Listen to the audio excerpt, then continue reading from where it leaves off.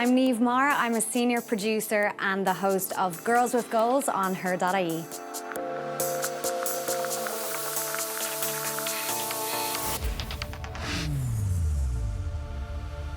So when I was younger, I wanted to be a barrister, and I actually also wanted to be a weather girl, weirdly enough. So there's some footage of me when I was a kid in front of a big screen just pointing out all the places that it was raining in Ireland. So, and then as I got older, I started making magazines. So I would be the editor-in-chief of my own little magazines, which I would then distribute to my entire family. They're really, really bad, but I still have them actually in my attic, so. In terms of my career, how I got to where I am today was basically I went and I did a degree in journalism. So like I said earlier, I started off by kind of always having a big interest in writing and in English. So once I kind of decided that that was going to be my career path, I tried to get into a really good degree course for journalism. So I was lucky enough to get into DCU and I studied there, and yeah, so journalism was just always something that I was incredibly passionate about. And as I got on with my career and as I kind of learned the different facets of it, I knew that broadcast was more where I wanted to go. So radio was definitely just a love of mine, and I was going to do everything in my power to get into radio. So they were having internships in my degree course, and one of the things that there was only maybe like 3 or 4 internships available for radio. So yeah, I just had it in my head, and I just knew that that was where I wanted to be, and I knew that I wouldn't be happy if I got into print, and I wouldn't be happy if I was writing for a newspaper, although there's absolutely nothing wrong with that. I just knew it wasn't for me. So yeah, I did everything that I could to try and get into an internship, and I did, luckily enough. So then before I even graduated, I was already in a newsroom, and that's where I wanted to be. How I got to where I am today was that once I got my first gig in radio, I kept working incredibly hard, and I worked whatever shift I could possibly do. There wasn't a Christmas that went by that I wasn't on air reading the news, so I worked incredibly hard, and then I got to a position of being an editor, a news editor, across 3 different radio stations, and that's when I thought, you know, I was happy and that was where I wanted to be, and then I decided that I didn't want to do that anymore, so then I moved into digital, and that's where I am today.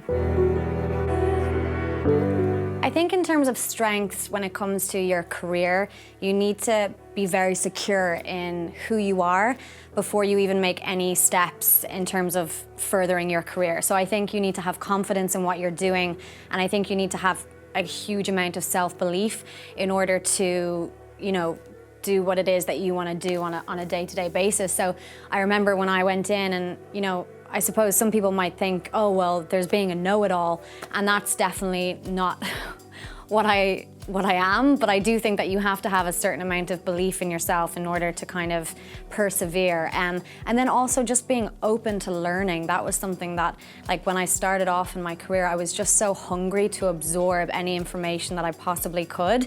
So like when I was in radio stations and I wasn't on air, or I was doing like a traffic report at 3 o'clock in the morning, when, side note, there's no traffic at 3 o'clock in the morning, so it was grim. But like, I would take every opportunity to go into the news booth and just try and hone my art and try and learn what I was doing, even if I was just then playing it for my mom when I got home, which is a little bit sad. But I mean, so that was something, I suppose, perseverance was something that I found incredibly useful in my career, moving through it. And I think that's something that I still have today. In terms of the personal aspect, I suppose that kind of carries through. So, you know, just being assured, I think, is something that is a good thing that's benefited me in my professional and my personal life, and just being open to learn and being a part of a team, I think, is really crucial. And I think that goes across your career, and also it streams into your personal life as well. And I think, like, if you have a good core group of people around you, whether it's your family or your friends, and they believe in what you're trying to do, then that helps you through every facet of your life.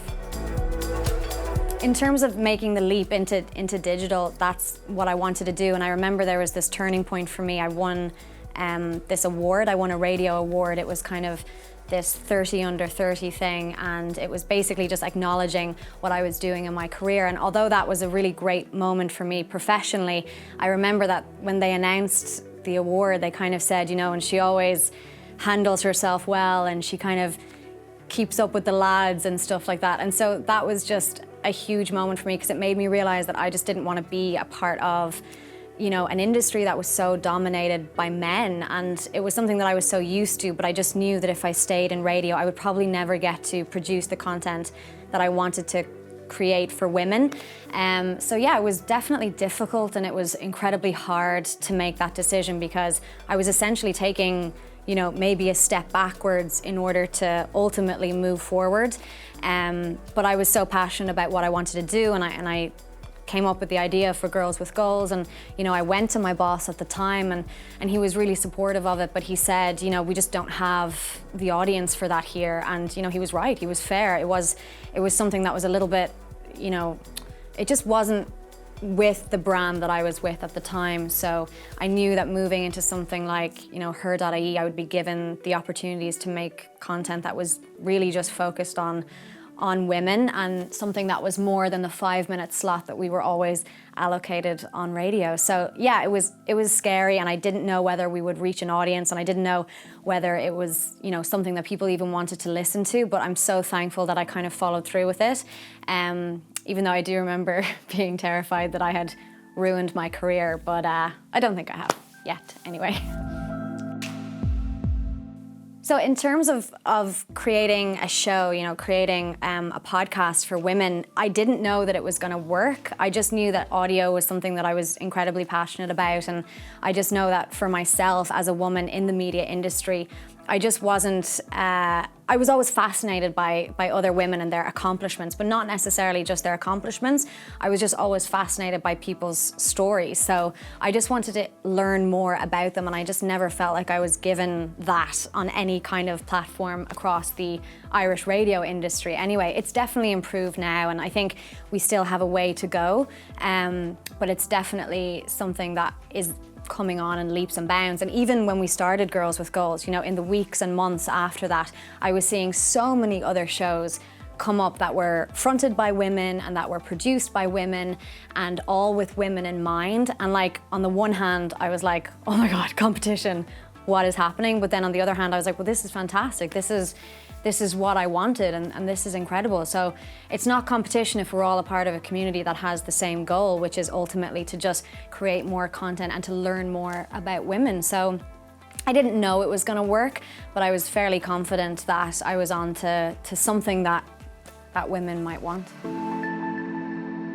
I think following your instincts is so important in life. I think we're always kind of handed different opportunities, and you know, following your instinct is something that you can never necessarily say that you've done the wrong thing if you just follow your own instinct. And I think it can lead you to places that you didn't expect. And sometimes those places aren't places that you're necessarily comfortable with. But again, like what I mentioned earlier, if you surround yourself with positive people, and if at the core of what you're doing is you're trying to make a difference, whether that's professionally or in your personal life or whatever it is that you're doing, if you follow your instinct and you have good intentions at heart, then I think you'll do all right. I suppose staying motivated, it differs with every person, and I think, like, you know, people always ask me about my job, and you know, they always say like, wow, you have something that you do every single day that you love, and you get to just produce this content week on week, and you're doing a show that you've wanted to do for so long. And yes, that's absolutely true, but at the same time, it is a job. And you know, there are days when you just don't want to put a smile on your face, and when you might be not feeling perfect to go on camera or something. But I think on those days, the way that I do stay motivated is that I am being afforded this opportunity to do what I absolutely love to do every day. And it's not just about me, it's about the responsibility for the audience and for the community that we've created with a show like Girls with Goals. So they kind of keep me motivated, and if I'm ever having like a down day, or if I feel a bit deflated, you know, I'll reach out to them. I have this incredible interactive audience where they get in touch with me all the time, whether it's on social media or by email or Twitter or anything like that, and they'll, you know, let me know about something that they want on the show, or they'll, you know, they give you a little pick me up, and they make you realize that maybe what you're doing is important, and maybe what you're doing is making a difference. when I was younger, I was literally surrounded by men in my industry, and that was something that I chose to do, but it would have been incredible to maybe work with more women when I was younger. So now when I see young women come into the industry, like, I want to teach them, I want to talk to them, I want to like let them see, you know, that there is a path for them and there is incredible careers available for them. And it's not always about proving yourself and trying to do better, but it's just about the equal opportunities. So I think any opportunity that I get to lift other women up and maybe, you know, talk to them, I embrace it. And also with the show Girls with Goals, that's kind of what I get to do on a weekly basis, so I'm very lucky.